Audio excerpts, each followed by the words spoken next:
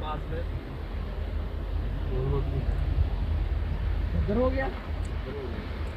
नाल बेटा दाग इधर हो गया मुझे पानी का तो आ गया उधर हो गया मेरे मुंह में ऐसे पानी है मैं तेरे बड़ा पानी के तेरे भी करना है ना हाँ जी हाँ जी ऐसे ये कह रहे हैं मुझे बहुत बदल हो गया मेरे तेरे पेट हो गया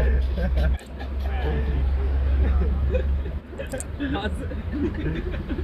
चंगी बात चुप करके बैठे